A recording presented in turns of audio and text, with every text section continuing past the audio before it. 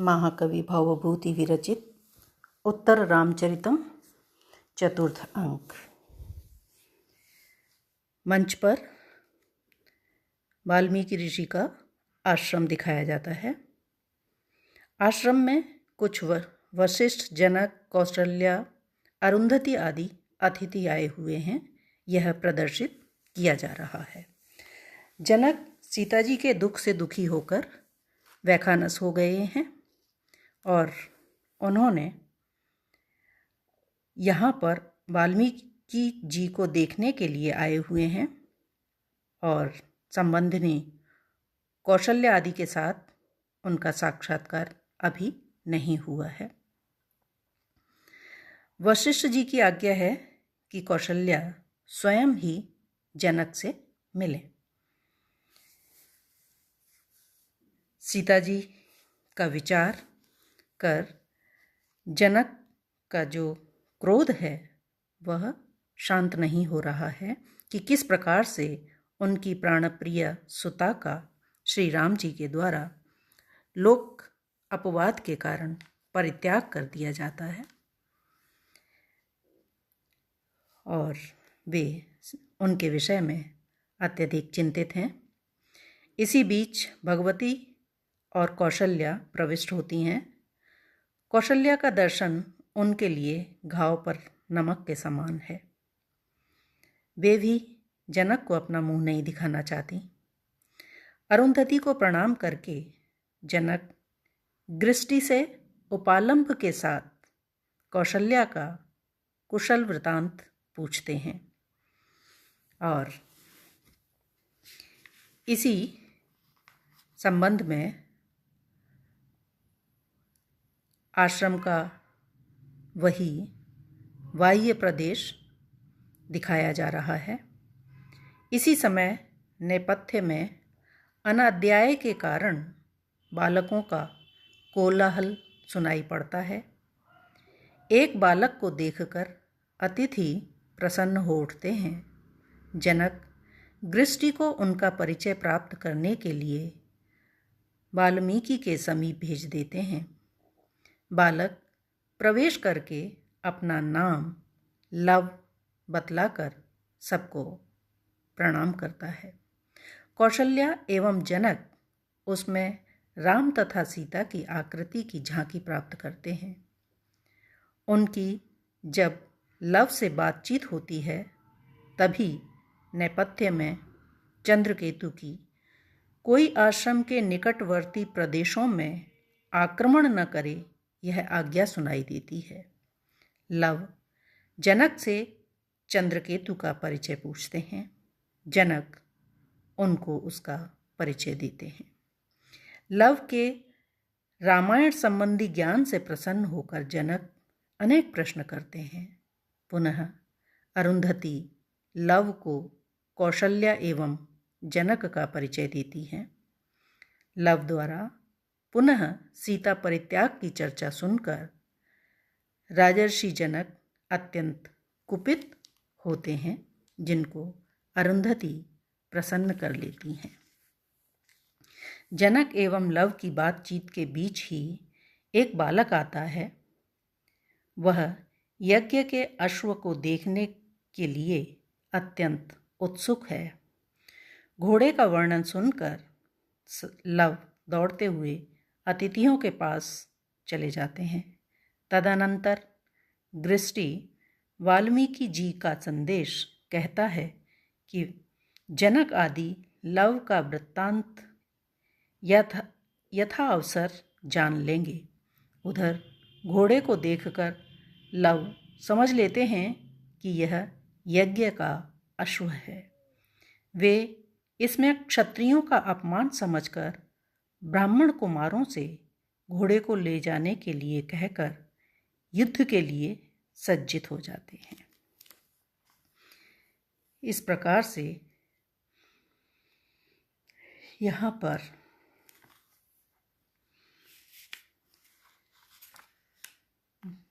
देखा जाता है कि कौशल्या जी मंच पर उपस्थित होती हैं। जनक उनको देखते हैं और उनकी बदली हुई स्थिति का आकलन कर इस प्रकार से कहते हैं। आसीत् इयं दशरथस्य गृहे यथा श्रीः श्रीरेव वा किम उपमानपदेन सैषः कष्टं बतान्यद् इव दैववशेन जातः दुःखात्मकं किमपि भूतम अहो विकारः। राजा दशरथ के राज्य में जो कौशल्या साक्षात लक्ष्मी के समान थी, इयम दशरथस्य गृहे, इयम यह कौशल्या, दशरथस्य राजा दशरथ के गृहे घर में, श्री ही यथा इस प्रकार से प्रतीत होती थीं जैसे तो श्री ही ये राजलक्ष्मी हों, आसीत थीं। तो राजा दशरथ के राजमहल में जो कौशल्या साक्षात राजलक्ष्मी सदृश प्रतीत हुआ करती थीं, वह श्री एव अथवा सदृश नहीं अपितु श्री ही थीं, लक्ष्मी ही थीं। उनके बीच में उपमान पदेन किम, किसी अन्य उपमान की आवश्यकता नहीं है, वो साक्षात लक्ष्मी ही थीं। कष्टमवत्, परंतु इस समय बड़ा ही कष्टप्रद समय है, क्योंकि दैववशेन दुर्भाग्यवश अन्यत् किमपि, जिस प्रकार का घटनाक्रम घटित हुआ है इस अवधि में, तो वो अन्यत् किमपि कुछ अन्य ही प्रकार की हो गई है। दुःखात्मकम, दुख से ग्रस्त हो जाने के पश्चात, भूतम जिस प्रकार से प्राणी हो जाता है, कोई प्राणी, कोई व्यक्ति जो दुख से आवृत हो और उसकी दशा देखने में जिस प्रकार की हुआ करती है, उसी प्रकार से यह कौशल्या भी जाता हो गई है, अहो विकार है। तो ये जो विकार उनके अंतर्गत दिखाई दे रहा है, जो इस प्रकार का परिवर्तन दिखाई दे रहा है, जो कि सर्वथा दुख के कारण है। उन्हें अपने प्राणप्रिय पुत्रों का पहले तो वन भेजना पड़ा, उसके पास जैसे तैसे 14 वर्ष उन्होंने व्यतीत किए। दशरथ की भी इस अवधि में मृत्यु हो गई और पुनः जब उनके पुत्र लौट कर आए तो श्री राम के द्वारा सीता का परित्याग कर दिया गया। तो जो व्यक्ति निरंतर दुखों का सामना कर रहा है, वह किस प्रकार से इस मलिन अवस्था को, इस विकार युक्त अवस्था को प्राप्त हो गया है। इसके पश्चात राजा जनक अत्यंत क्रोध में हैं और उपालंब के माध्यम से अरुंधति से कौशल्या का कुशल क्षेम पूछते हुए कहते हैं कि जो संपूर्ण संसार के परिपालक हैं, उनकी माता भली भांति तो हैं, सकुशल तो हैं। अरुंधति कहती हैं निश्वास खींच करके, शिशुर्वा शिष्या वा यदसि मम तत्तिष्ठतु तथा विशुद्धे उत्कर्षस्त्वयि तु मम भक्तिं दृढ़यति शिशुत्वं स्त्रैणं वा भवतु ननु वन्द्या असि जगतां गुणः पूजा स्थानं गुणेषु न च लिंगम न च वयः। सीता के विषय में वो कह रही हैं कि वह मम शिशु, वो मेरे शिशु के समान थी, शिष्या वा अथवा वह मेरी शिष्या थी, वो मेरी संतान के समान रही हों या मेरी शिष्या हों। वा यत असि तत् तथा तिष्ठतु, वो जिस किसी भी संबंध के साथ मेरे साथ हों उससे बनी रहें, मुझे कोई फर्क नहीं पड़ता, चाहे मेरे शिशु के रूप में हो चाहे मेरी शिष्या के रूप में हो। त्वयि विशुद्धि, परंतु वह नितांत रूप से विशुद्ध हैं। उनका उत्कर्षस्तु मम भक्तिम दृढ़यति, जो उन्होंने अग्नि परीक्षा देकर अपने चरित्र की उत्कर्षता सिद्ध की है, उसकी वजह से मेरी जो भक्ति भाव है, स्नेह है, वो उनके प्रति और भी दृढ़ हो गया है और भी प्रगाढ़ हो गया है। वैसे ही वो उनके प्रति मेरा स्नेह था, क्योंकि वो मेरी शिशु तुल्य थी, मेरी शिष्या थी, उसके पश्चात जिस प्रकार के दौर से उन्हें गुजरना पड़ा और उन्होंने अपनी उत्कर्षता सिद्ध की, उससे उनके प्रति मेरा जो प्रेम भाव है, जो मेरा उनके प्रति सम्मान भाव है, वो और भी दृढ़ हो गया है। ननु शिशुत्वम, और फिर देखिए कि निश्चित रूप से ही शिशुत्व, चाहे कोई शिशु हो, स्त्रैणम वा, या कोई स्त्री हो, शिशु हो अथवा स्त्री, इस बात से कोई फर्क नहीं पड़ता। जगताम वंद्यासी, हे सीते तुम संपूर्ण संसार के लिए वंदनीय हो, क्योंकि गुणेषु, जो गुणवान व्यक्ति होते हैं, उनके गुणा ही अन्य व्यक्तियों के लिए पूजा स्थानम भवति, पूजा का स्थान होते हैं। अपने गुणों के कारण ही अन्य लोगों के मन में वह व्यक्ति पूज्य होते हैं। न च लिंगम, उनका लिंग क्या है, वो स्त्री हैं, पुरुष हैं, ये इस बात का विचार नहीं किया जाता। न च वयः, वो शिशु हैं, वृद्ध हैं, युवा हैं, इस बात का भी विचार नहीं किया जाता। अगर कोई बालक है लेकिन वो अभूतपूर्व गुणों से युक्त है, तो उस बालक का भी बाल्यावस्था में होने के बावजूद भी सभी के लिए वह आदर योग्य हो जाता है। इसी प्रकार से अगर स्त्री है, ऐसा सोचकर नहीं, अपितु उसके अंतर्गत जो गुण हैं, उन गुणों के कारण ही समाज में उसको प्रतिष्ठा प्राप्त होती है। तो इस प्रकार से जो सीता ने अपनी हर कदम पर श्रेष्ठता सिद्ध की है, वही लोगों के बीच उनके प्रति आदर भाव को बढ़ाने वाली है। तो समाज में उसी व्यक्ति को सम्मान प्राप्त होता है जो सम्माननीय होता है, चाहे उसकी अवस्था कोई भी रहे और चाहे उसका लिंग कुछ भी हो। इसके बाद जनक अरुंधति से कौशल्या के विषय में बात करते हुए कहते हैं तो कि कौशल्या की इस प्रकार से कैसी अवस्था है, क्या है। तो अरुंधति कहती हैं, हे राजर्षि, किम अन्यत्, कौशल्या के विषय में और क्या कहा जाए। स राजा तत्सौख्यम स च शिशु जनस्ते च दिवसः स्मरताव आविर्भूतं त्वयि सुहृदि दृष्टे तदखिलं विपाके घोरे अस्मिन् न खलु न विमूढ़ा तव सखी प्रंध्रीणां चित्तं कुसुम सुकुमारम ही भवति।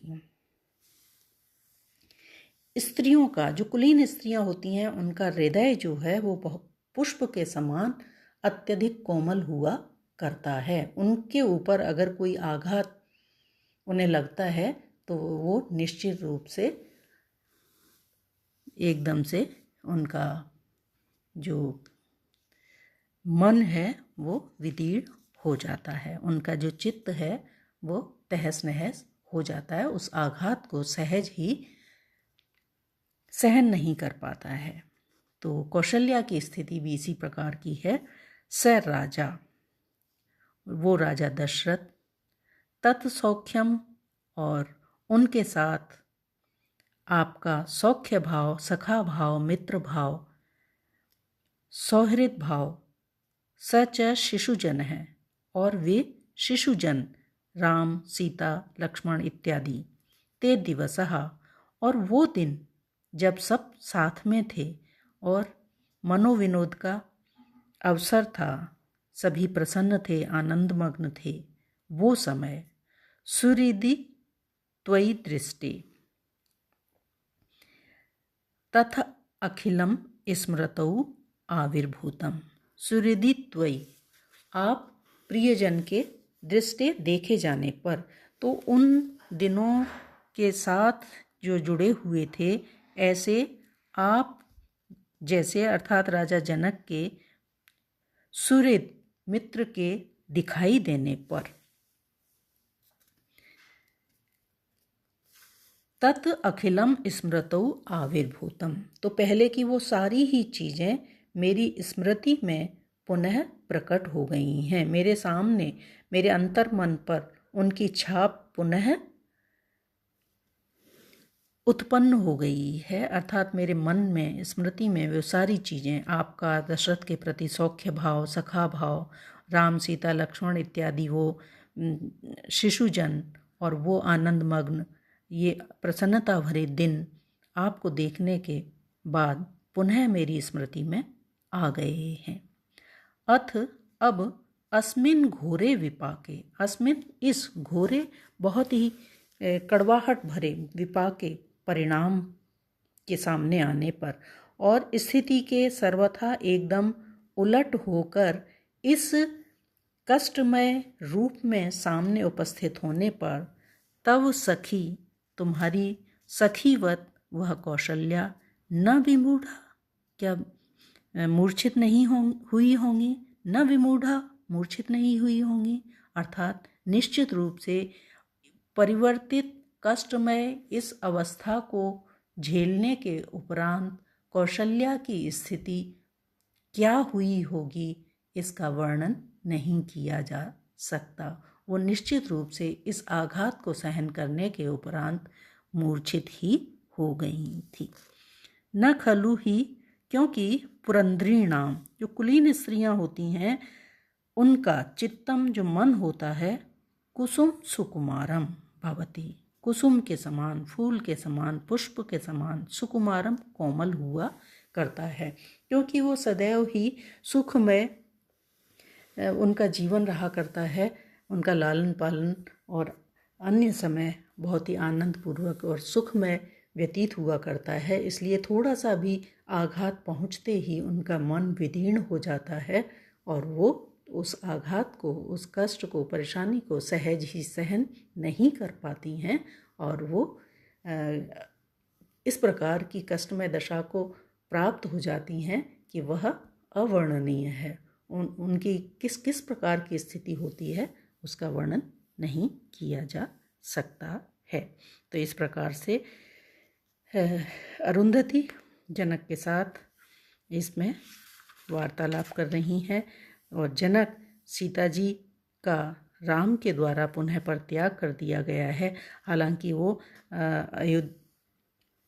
लंका में रहकर आई थी तो उन्होंने, राम ने उनकी अग्नि परीक्षा ले ली और उसमें भी अग्नि भी उनका कुछ भी बिगाड़ने में समर्थ नहीं हुई और वो पवित्र, उन्होंने अपनी पवित्रता सिद्ध कर दी। उसके बावजूद भी लोक अपवाद के कारण श्री राम के द्वारा उनका परित्याग कर दिया गया। तो इस बात को सुनकर जो उनके पिता जनक हैं वो अत्यधिक दुखी हैं और अपनी वेदना अरुंधति से, सीता के लेकर इस प्रकार से व्यक्त कर रहे हैं और कौशल्या का भी कुशल क्षेम पूछते हैं, परंतु उपालंब के साथ कि वो जगत का परिपालन करने वाले, लोकपाल कहलाने वाले श्री राम संपूर्ण संसार का पालन करते हैं, परंतु अपनी एक पत्नी का वह कल्याण नहीं कर सके, उसका भली भांति पालन नहीं कर सके और उनके द्वारा उनको त्याग दिया गया। तो उन्होंने पहले ही कष्ट दिया था अग्नि परीक्षा लेकर और उसके बाद पुनः इस प्रकार से उनका परित्याग करके हमें और भी अधिक अपमानित कर दिया गया है। इस प्रकार से अपनी वेदना व्यक्त कर रहे हैं।